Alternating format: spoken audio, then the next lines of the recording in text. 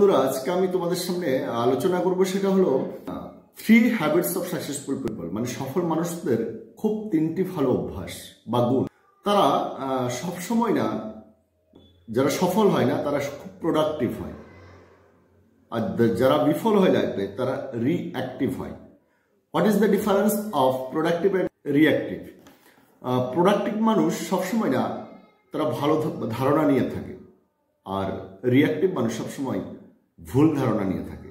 Productive মানুষ যারা হয় না তারা সবসময় নিজের দোষটা দেখে, আর রিঅ্যাক্টিভ মানুষ সবসময় অন্যের দোষ দেখে। তারা সবসময় প্রোডাক্টিভ মানুষ সবসময় পজিটিভ ভাবনা ভাবে, আর রিঅ্যাক্টিভ মানুষ সবসময় নেগেটিভ ভাবনা ভাবে। হ্যাবিটস নাম্বার 2 হ্যাবিটস, তারা অলওয়েজ না রিডার, তারা পড়তে খুব ভালোবাসে। মানে যত ভালো ভালো লিডার আছে না, তারা সবাই কিন্তু রিডার।